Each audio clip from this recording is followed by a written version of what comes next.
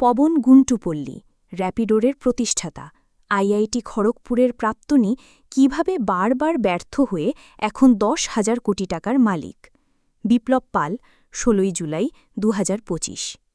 স্বপ্ন যদি হয় নদীর স্রোত, তাহলে পবন গুন্টুপল্লী সেই স্রোতের নাবিক, প্রতিটি ঘূর্ণি, প্রতিটি বাধা ভেদ করে অকুতভয়। তেলেঙ্গানার এক নিভৃত শহরে শৈশব কেটেছে তার। স্কুলের সাদা খাতায় কখনো অঙ্কের সূত্র, কখনো ব্যবসার নকশা, দুটোই পাশাপাশি। মধ্যবিত্ত পরিবারের স্বপ্ন ছিল ছেলে বড় ইঞ্জিনিয়ার হবে, চাকরি করবে, কারণ মধ্যবিত্ত বাবা মা এর বেশি স্বপ্ন দেখে না। পবনের নিজের স্বপ্ন ছিল এমন কিছু করা যাতে লক্ষ মানুষের স্বপ্ন একসাথে উঠতে শেখে। কাল যখন বরুণ মোহনের কথা লিখলাম, বাংলার বাম জ্যাঠারা লিখলেন ওসব আমেরিকায় হয়, ভারতে হয় না, সাধারণ ছেলেমেয়েরা কি করবে সেটা লিখুন। তাই আজকে লিখছি পবনের জীবনের গল্প, যিনি ভারতেই পেয়েছেন সাফল্য। আইআইটি খড়গপুরের কঠিন দ্বার পেরিয়ে ২০১০ সালে কম্পিউটার সায়েন্সে প্রবেশ, ২০১৪তে স্নাতক, স্যামসাংয়ের চাকরি, সবটাই যেন সাফল্যের নিরাপদ সিঁড়ি।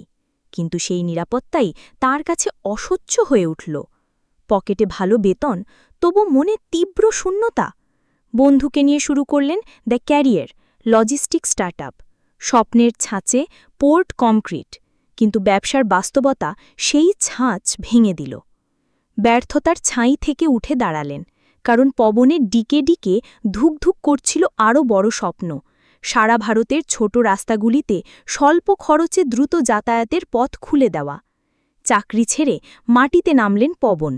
শহরে শহরে ঘুরে ঘুরে দেখতেন সমস্ত শহরে যাতায়াতের কি সমস্যা।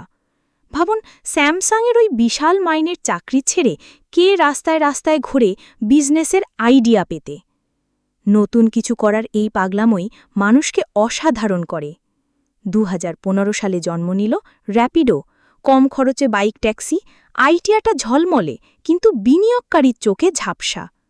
পবন ৭৫ বার না শুনলেন, প্রতিটি নাম মনে রাখলেন, পড়ে ফেললেন, তার মধ্যে কি যুক্তি লুকিয়ে আছে বুঝলেন। নিজের ধারণা ধারালো করলেন, দলের ভিত শক্ত করলেন, এবং একদিন হিরো মোটরকর্পের পবন মুঞ্জালের সামনে বিগ ব্যাং পিচ, সেই দিন হ্যাঁ শব্দটা খুলে দিল সাফল্যের নতুন দরজা। আজ ১০০টিরও বেশি শহরে ৫ কোটিরও বেশি ডাউনলোড, ৫০,০০০-এর ক্যাপ্টেন আর ৭ লক্ষ সক্রিয় যাত্রী নিয়ে র্যাপিডো ৯,৩৫০ কোটি টাকার ব্র্যান্ড, বার্ষিক আয় ১,০০০ কোটি ছাড়িয়েছে। বরুণ মোহন ও অসম্ভব বাক্যটির প্রতিবাদ। গতকাল যখন আমি বরুণ মোহনের বিস্ময়কর সংস্থা বিক্রয়ের গল্প লিখলাম, তখন কিছু বামমনস্ক বাঙালি দুটি অভিযোগ তুললেন। প্রথমত, এসব হয় না, অন্তত ভারতে নয়। দ্বিতীয়ত, সাধারণ মানুষ এসব দিয়ে কি করবে? পবনের গল্প তাদের জন্য প্রগাঢ় উত্তর। আজকের ভারত, ব্যাঙ্গালোর, পুনে, গুরগাঁও এমন হাজারো পবনের জন্ম দিয়েছে, যারা স্টার্টআপের জোয়ারে উঠতি সূর্যের মতো ধনসমৃদ্ধি অর্জন করছেন। ভারতের যারা নতুন ৫০ কোটির বেশি আইনি সম্পত্তি করেছেন, তারা সবাই মধ্যবিত্ত সন্তান। পথ, ব্যাঙ্গালোর, পুনে স্টার্টআপ, পেটে বিদ্যা, অসম্ভব শক্তিশালী মনন, এই সম্পদ। শুধু আমেরিকা নয়, এখন ভারতেও এটা সম্ভব। এখন ভারতে ইনভেস্টরের অভাব নেই। আমি চাই বাঙালি সন্তানেরাও এই সাফল্যে যোগ দিক। বাম জ্যাঠাদের না ক্যাপিটালিজম খারাপ এইসব ভুলভাল পলিটিক্যাল স্লোগান ইগনোর করতে শিখুক। বাঙালির বাচ্চারা শিখুক কিভাবে ক্যাপিটালিজমকে ব্যবহার করে তারাও বিশাল সফল হতে পারে। সাধারণ সদ্যের বিভ্রান্তি। পবনের ৭৫টি প্রত্যাখ্যানই ছিল তার বিশ্ববিদ্যালয়। প্রতিবার শিখেছেন, নতুন করে চেষ্টা করেছেন। তিনি চাইলে কর্পোরেটের আরামদায়ক ঘরে থেকে যেতে পারতেন, কিন্তু নেমেছিলেন মাটির ভেজা গন্ধ মাখতে।